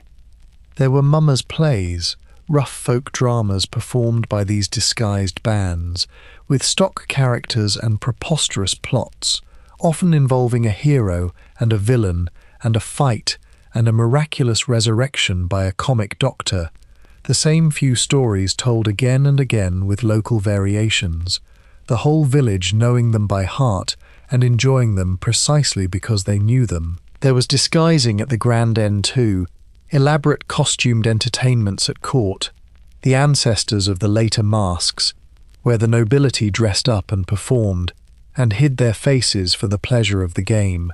And there was a lovely tradition of the world turned upside down in these disguises too, men dressing as women and women as men, the poor dressing as the rich, people dressing as animals, all the usual inversions, all the usual joyful confusion of the proper order, played out behind the safety of a mask. But you will have spotted the shadow already, because we have learned to look for it tonight, and it is the same shadow as before. A mask is a wonderful thing for a game. It is also a wonderful thing for someone who means mischief of a less innocent kind, because it hides who you are. And the authorities were, once again, nervous about all this disguising, and there were attempts to restrict it, to ban the wearing of masks in certain places at certain times, precisely because a crowd of masked and anonymous people is a great deal of fun right up until the moment it is something else, and the same anonymity that let a shy villager be bold and funny for a night could let a malicious one be cruel or violent without being known. So mumming too lived on the edge, the bright side and the dark side of the same coin, the joy of losing yourself in a disguise and the danger of it. And the medieval world enjoyed the joy and worried about the danger, and mostly, year after year, came through the season with nothing worse than a lot of laughter and a few too many drinks, and a village full of people who had spent a happy evening pretending to be someone else. Let those masks and mummers settle gently in the dark. We turn now to the pranks played in the one place you would least expect them, among the monks and the nuns. We touched on the monasteries earlier, with the beetle in the apple, but I want to go back there, because the idea of monastic mischief is so delightfully contrary to what we expect that it deserves its own place in our night, and because it is genuinely, warmly funny. We imagine the monastery as the very citadel of medieval seriousness, silent, austere, given over wholly to prayer and study and the disciplined denial of all worldly pleasure. And it was those things, or tried to be, but it was also something else, something the ideal tends to make us forget. It was a community of human beings, often large numbers of them, living together in enforced closeness, for their entire lives, frequently having entered as boys or very young men, sharing every meal and every service and every hour, with very little privacy and very little variety, for decades. And that, as anyone who has ever lived in close quarters knows, is a perfect breeding ground for exactly two things: petty friction and practical jokes. And the records bear this out beautifully. Monasteries had rules against all sorts of small misbehaviors, precisely because the small misbehaviors kept happening. There were rules about not talking during the times of silence, which existed because monks talked during the times of silence. There were complaints about monks who dozed off during the long night services, and clever devices and customs to catch them at it, and one imagines a good deal of quiet elbowing and stifled laughter in those cold, dark, small-hours services when somebody's head began to nod. And there was outright pranking of the beetle in the apple variety, young men in a closed community doing what young men in closed communities have always done, finding ways to make each other laugh, to break the tension of an austere and repetitive life, to assert a little individual mischief against the great weight of the rule. The notebook I mentioned earlier, kept by a monk, full of tricks and wheezes, is a window straight into that, a real person in a real cloister who collected practical jokes, presumably because he loved them, presumably because they made the long disciplined years more bearable. And there is something rather moving in that, as well as funny, because these were men who had given up a great deal, who had chosen or been placed into a life of extraordinary discipline and denial, and who nonetheless remained human, remained funny, remained boys at heart who wanted to make their friends laugh with a haunted apple. The rule could govern their days and their prayers and their food and their sleep, but it could not quite kill the joke, and thank goodness, because the joke is what tells us they were fully alive in there, not grey figures of piety, but real people, laughing in the cloister, defying the silence with a smuggled beetle. Let that cloistered mischief settle gently in the dark. We turn now to the medieval universities, where the students were exactly as much trouble as students have always been. If the monasteries were surprisingly full of mischief, the universities were not surprising at all, because the medieval student was, in every essential respect, exactly the same creature as the modern one, and behaved accordingly, and the records of the great medieval universities are a long, rich, exasperated catalogue of youthful misbehaviour. The medieval student was typically young, often very young by our standards, male, living away from home for the first time, in a town, in a community of others just like him, with a certain amount of freedom and not nearly enough supervision, and the results were exactly what you would predict. They drank. They stayed out. They got into fights, sometimes serious ones, with each other and with the townspeople, and the ancient hostility between the students and the ordinary residents of the university towns, the town and gown conflict, ran deep and occasionally erupted into real and dangerous riots. They gambled. They played elaborate pranks. They wrote rude songs and satirical verses, some of which survive, and they are exactly as irreverent and cheerfully obscene as you would expect student humour to be, mocking their masters, their studies, the church, and each other. There survive complaints, endless complaints from the authorities of these universities about the behaviour of their students, and the complaints are wonderful precisely because they are so timeless. Students not attending lectures, students disturbing the peace, students playing pranks on their tutors and on the freshmen, because the hazing of new arrivals, the initiation rituals by which the older students tormented and tested the younger, is very old indeed, and the medieval version was alive and well, and frequently had to be restrained by the authorities. And there is a particular kind of joy in reading these old complaints, because they demolish so completely the idea that the past was populated by solemn, pious, obedient people, quite unlike ourselves. Here are young men, 700 years ago, skipping lectures and drinking too much and playing tricks and writing rude songs and getting into trouble, and their teachers writing despairing letters about them that could, with a change of a few words, have been written last week. The medieval student is one of the most reassuringly familiar figures in all of history, and he tells us, as clearly as anything can, that people simply do not change as much as we like to imagine. Let those unruly students settle gently in the dark. We turn now to the games of the festival, and to a version of football that would alarm you considerably. The medieval festivals were full of games, and many of them were gentle enough, but some of them were not. and the greatest and wildest of them deserves a place in our story, because it was gloriously, dangerously chaotic, and it is the ancestor of games you know. It was often called mob football, or by various local names, and it was played on festival days, particularly around Shrovetide, the days before the beginning of Lent, which was itself a great season of feasting and misrule before the long fast.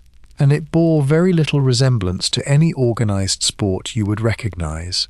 There were few rules, or none.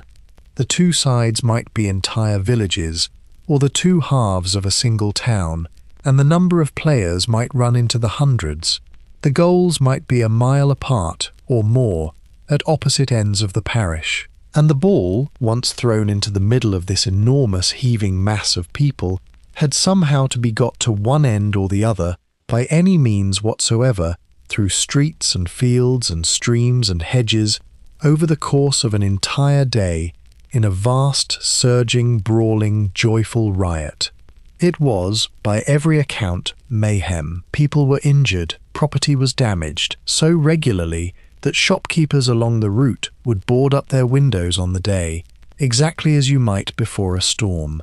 The authorities disapproved, of course, and there were attempts to ban it, repeatedly, over centuries, on the grounds that it was violent and disorderly, and a distraction from more useful pursuits like archery practice, and the bans, as with the Feast of Fools, mostly did not work, because the people loved it, and it was traditional, and you were not going to stop a whole town from playing its ancient chaotic game just because someone in authority thought it unseemly. And it survived, astonishingly, in a very few places, right down to the present day, so that there are still, now, a handful of English towns that play their ancient Shrovetide football every year, hundreds of people surging through the streets after a ball, shops boarded up, the whole glorious controlled riot enacted once more, a living fragment of the medieval festival world still breathing in the modern one. I love that these survivals exist, these few living threads, the ancient hobby horse and the Shrovetide football and the odd surviving mumming, because they let us see the thing still moving, still played, still loved, and understand that the medieval festival was not some alien ritual, but simply people doing what people do, playing, competing, letting off steam, having enormous chaotic fun on a holiday, in ways we would recognize in an instant if we stood in the crowd. Let that heaving, joyful game settle gently in the dark. We turn now to the mock kings and mock mayors, the ordinary people crowned for a day. We have met the boy bishop and the lord of misrule, but the instinct to crown an ordinary person as a mock ruler ran even wider than that, into all sorts of little festival kingships, the most charming of which was decided by a bean hidden in a cake. The custom went like this. For the feast of the Epiphany, the 12th day of Christmas, a special cake was made, and baked into it, hidden somewhere in the mixture, was a single dried bean, and the cake was shared out among the company, and whoever found the bean in their slice, by luck alone, was crowned the king of the feast, the king of the bean. For that one night they presided over the celebrations, wore the crown, gave the orders, were toasted and obeyed and treated as royalty, this ordinary person raised up by pure chance to rule the party, and in some versions they got to appoint their whole mock court, naming this person and that to be their officers and ministers for the evening. It is such a lovely, simple, democratic little piece of magic. Anyone could be king. The bean did not care whether you were rich or poor, high or low, clever or foolish. It fell where it fell, and whoever bit down on it was, for one night, the monarch of the feast, and everyone had to play along, and did, with delight. The lowest servant in the household might find the bean and spend the evening giving orders to their betters, all in fun, all agreed, all part of the beautiful temporary overturning that the season was for. And the custom was widespread, across many countries, with many local variations, and it too has survived in fragments, in the special cakes still baked in various countries for this season, some of them still with a token hidden inside, and a small crown provided for whoever finds it. Another little living thread, another ember of the great fire of medieval misrule, still glowing on a modern table, mostly forgotten but still there, a paper crown, and a token in a cake, and a child delighted to be, for one evening, the ruler of the feast. And running through it once again is that same deep idea we keep meeting, the same one that gave us the boy bishop and the lord of misrule and the feast of fools, the overturning of the order, the raising of the low, the reminder, built lovingly into the festival, that the difference between a king and a servant might be nothing more than luck, a bean in a slice of cake, and that for one night at least, the whole solemn hierarchy of the world could be decided by chance and worn as a joke, and then set gently aside. Let that lucky king and his hidden bean settle gently in the dark. We turn now to the feasting itself, and to the astonishing things medieval cooks did to make people laugh at the table. The great feasts of the medieval world, especially the grand ones in wealthy households, were not only about eating enormous quantities of food, they were about spectacle and display and showing off. And a surprising amount of that spectacle was, quite deliberately, comedy. The medieval kitchen at the high end was a place of jokes, and some of the jokes were astonishing. The great set piece of the fancy medieval feast was the subtlety, which was an elaborate sculpture made of food, or partly of food, brought out between courses to amaze the guests. And some subtleties were beautiful and serious, castles and ships and heraldic beasts made of sugar and pastry. But many were jokes, designed to surprise and delight, and sometimes to slightly appall, and the medieval cook had a real taste for the trick dish, the food that was not what it seemed. They adored disguising one food as another. A dish might be made to look like something entirely different from what it was, meat shaped and coloured to resemble fish for a fast day, or one animal sewn together with another to produce an impossible creature on the platter. The famous cockatrice, or helmet fowl, was made by taking a capon and a pig, cutting each in half and sewing the front of one to the back of the other, and roasting the result, so that a monstrous hybrid beast arrived at the table, half bird and half pig, to the delight and disgust of the guests. That is a genuine medieval recipe. Somebody really did sew half a chicken to half a pig to get a laugh at a party. And there were dishes engineered for a moment of pure theatrical surprise. The great showstopper, the one that turns up again and again, and that people are often amazed to learn was real, was the pie full of live birds. A large pie crust would be baked empty, and then, just before serving, live birds would be placed inside it under the lid, so that when the pie was cut open at the table, the birds burst out and flew about the hall, to the astonishment and shrieking delight of everyone present. The old nursery rhyme about 24 blackbirds baked in a pie, that begin to sing when the pie is opened, is a memory of exactly this, a real medieval and Tudor banqueting trick. A pie designed not to be eaten, but to explode into a cloud of startled birds, as the centerpiece joke of a great feast. Think of the sheer theatrical ambition of that, the planning, the empty pie, the gathered birds, the careful timing, the whole elaborate production, all for a single moment of surprise and laughter as the crust came off and the hall filled with wings. That is not cooking. That is comedy, staged in pastry. And it tells you how deeply the impulse to delight and surprise and amuse ran through that world, right into the grandest feasts of the greatest houses, where the cook was as much a showman as a chef, and a dinner was as much a performance as a meal. Let those exploding pies and impossible beasts settle gently in the dark. We turn now to the very end of the great festive season, and to the last wild night before the world went back to work.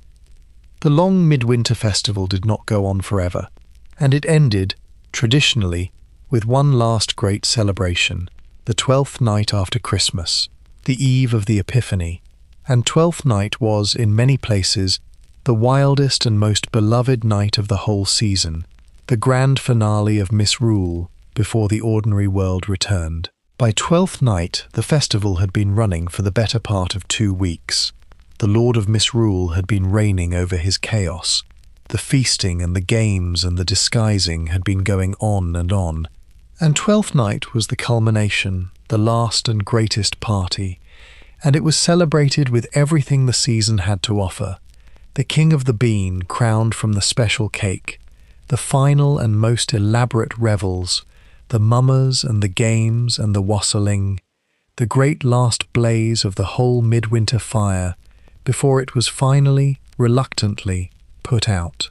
And there was a real poignancy woven into it, underneath the revelry, because everyone knew what Twelfth Night meant. It meant the end. In the morning, or near enough, the decorations would come down. The greenery that had brightened the dark house would be taken away and burned. The Lord of Misrule would surrender his mock crown for the last time, and the whole long, glorious, upside-down season would be over. The world would be turned the right way up. The ordinary rules would come back. The work of the new year would begin, the long grind towards spring, and the warmth and the license and the laughter of the festival would be packed away for another whole turn of the year. So Twelfth Night carried a particular quality, the intensity of a last night, the way the final evening of any holiday is always a little sweeter and a little sadder than the ones before, because you can feel it ending even as you enjoy it. They danced a little harder, laughed a little louder, drank a little deeper, knowing that tomorrow it all stopped, that the beautiful foolishness had a few more hours to run and then would be gone. And there is something very tender and very human in that. The people of that hard world savouring the very last of their great festival, holding on to the joy for one final night before the long ordinary year reclaimed them. And of course it too survives, in fragments, in the name we still give that night, in the old customs of taking the decorations down by then for luck, in the special cakes still eaten, in the plays and songs that carry the name. Another ember, another thread. The last night of the medieval Christmas, still faintly marked, still there, at the far end of the season, where the laughter finally wound down and the world went quietly back to work. Let that last festive night settle gently in the dark.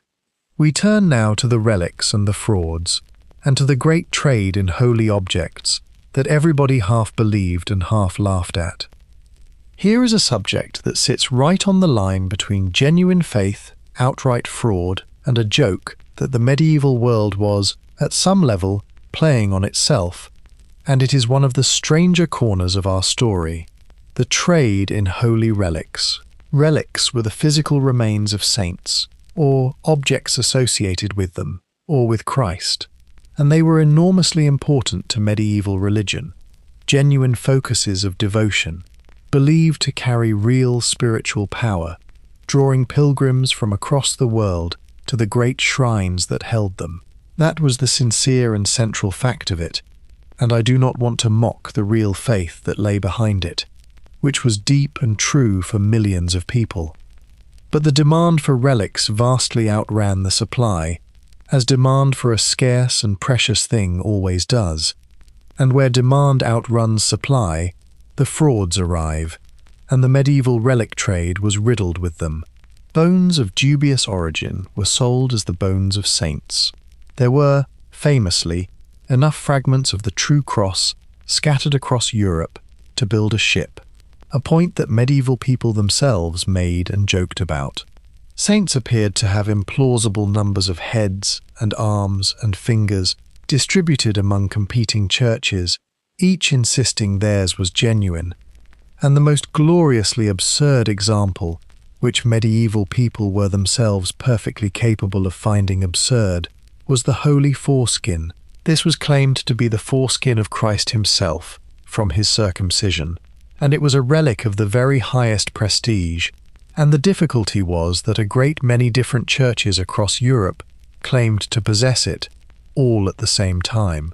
By some counts more than a dozen churches, at various points, Each displayed what it insisted was the one true holy foreskin, which is a theological and arithmetical problem of a fairly obvious kind, and one that did not escape the notice of educated and skeptical medieval people, who could count, and who were quite capable of raising a sardonic eyebrow at a saint with 3 heads, or a Christ with 14 foreskins. So the relic trade occupies this fascinating space, where sincere devotion and cynical fraud and a certain knowing, eye-rolling humour all coexisted, sometimes in the same person. People could genuinely venerate a relic and also joke about the obvious excess of relics in general. They were not fools.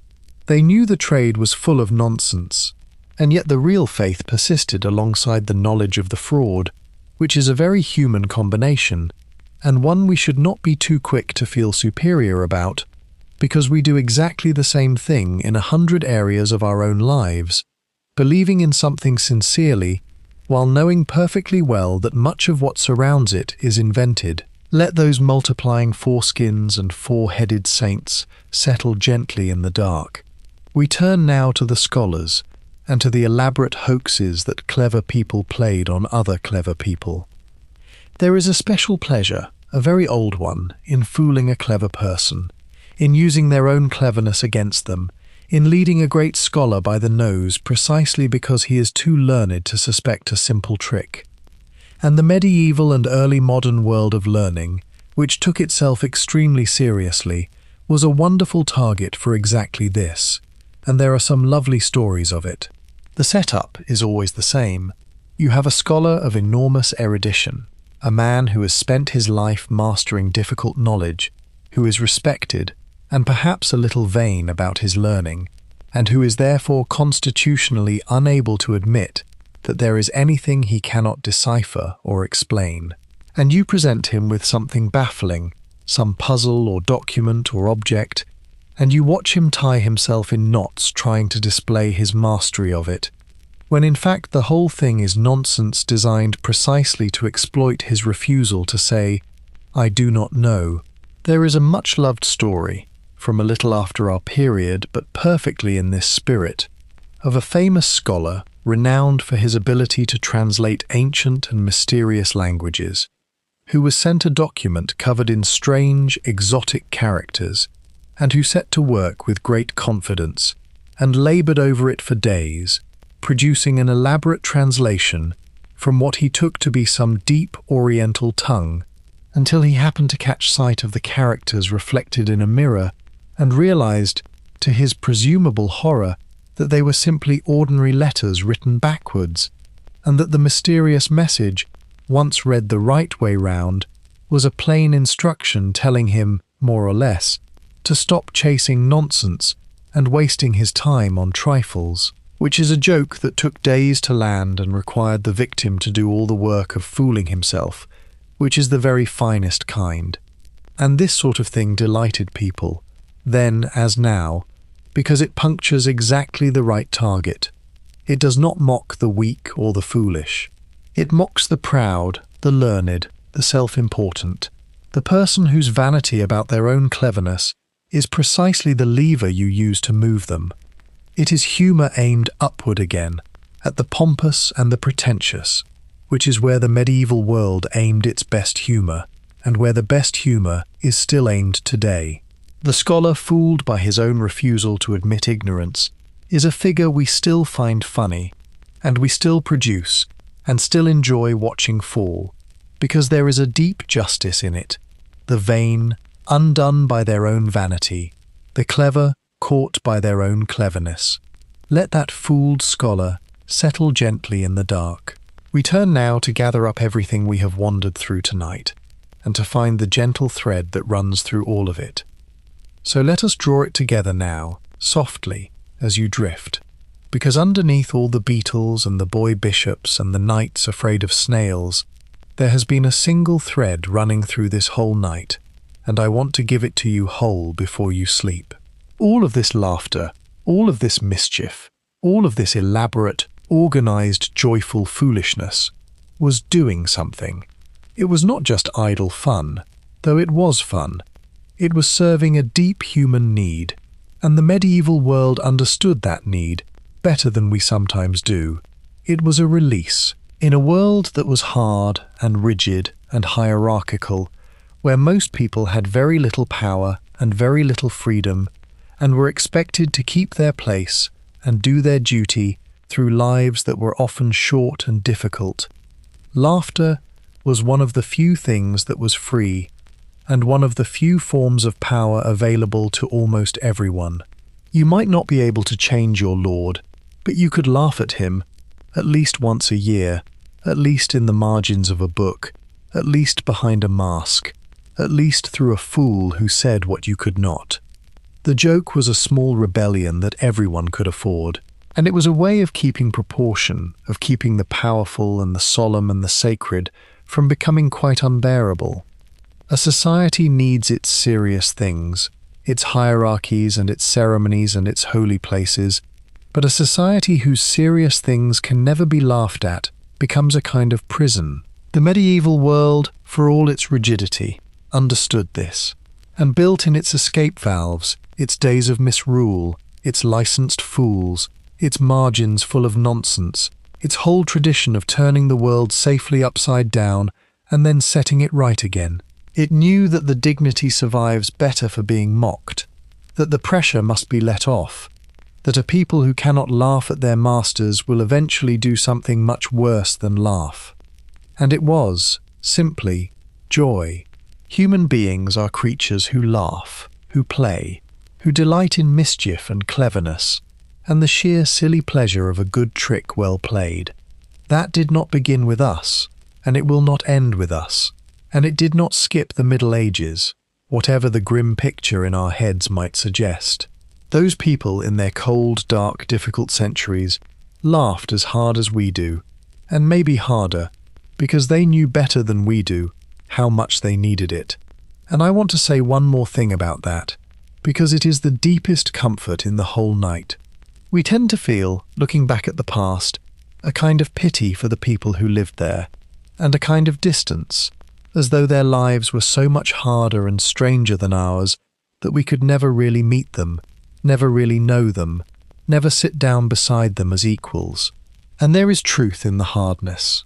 Their lives were harder, but the laughter closes the distance completely, in an instant, because laughter is the one thing that does not need translating, the one human fact that survives entirely intact across 700 years. You do not have to understand medieval theology, or medieval farming, or medieval law to understand a knight afraid of a snail, or a monk with a beetle in an apple, or a pie full of birds, or a great scholar fooled by his own vanity. You get the joke instantly, the same way they did, and in the getting of it you are, for a moment, standing right beside them, laughing at the same thing, no distance left at all. That is what humour does, and it is why I wanted to spend a whole night on it, on the least serious-seeming corner of medieval history, because it turns out to be the corner where they are most fully, recognisably, warmly alive. Not grand figures in a grand story, but people, exactly like us, who wanted to make each other laugh, and did, and left the evidence lying around for us to find, in the margins and the misericords and the joke books, and the recipes for exploding pies. They reached across all those centuries to make us laugh, and we still do, and in that shared laughter the whole vast gulf of time simply closes, and they are here, and we are there, and it is all, suddenly, one warm human room. And the thread of caution that ran through our night, the pranks that went too far, is really just the shadow of the same truth. Because laughter is powerful, and power can be misused, and the same energy that lets a community mock a bishop for fun can, unchecked, turn into a mob, mocking a widow into her grave.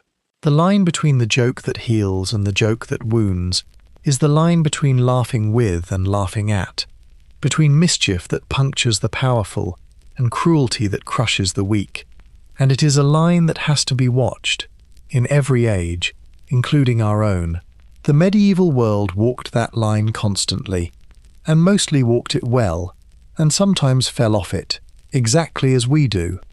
But the laughter itself, the great warm human fact of it, is nothing to be afraid of.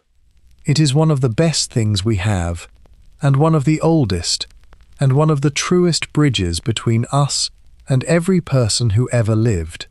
And tonight, drifting off, you can feel that bridge, all the way back to a monk laughing at a beetle in an apple, and a choir boy solemn and delighted in his paper mitre, and a scribe drawing a snail to terrify a knight, and know that they were exactly like you, and that the laughter connects you, across all the centuries, still.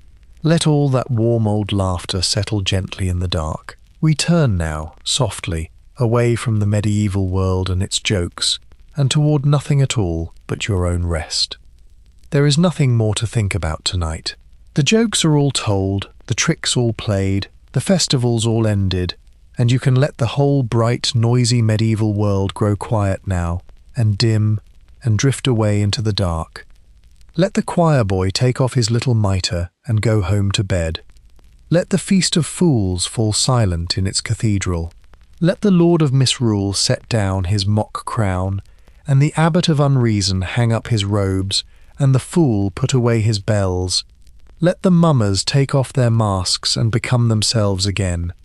Let the monk set down his apple, with the beetle still safe inside it, and let him sleep too, smiling. Let all of them, all those laughing people from all those centuries ago, grow quiet and still, and go to their rest, as they did every night, when the laughter died down and the fire burned low, and the long winter dark settled over the sleeping house. They are all resting now, every one of them. Every joke told by every fire, and every trick played in every cloister, and every snail drawn in the margin of every book, and every riddle traded in the firelight, and every child who was king for a night with a bean in a slice of cake. All of it long finished now. All those merry people long since gone to their rest. Their laughter faded into a warm and enormous quiet that has lasted 700 years and holds them all still. And you can join them in that quiet now. You do not have to hold on to any of it. There is nothing to remember, no joke you need to keep, no trick you must recall in the morning, no festival you must be ready for. It was only a warm wandering through a laughing world, a gentle bit of company to keep you gentle company as you sank slowly down towards sleep. And it has done its work now, and it can go, and you can let it, softly, the way you let go of everything else at the end of a long day. Let your body grow heavy and still. Let the last of the day's weight sink out of your shoulders, out of your hands, out of your legs, down into the soft and holding dark. Let your breath move slow and low and easy, all on its own, asking nothing of you. There is nothing to do now, nothing to be. No joke to get and no trick to dodge and no laughter to keep up with.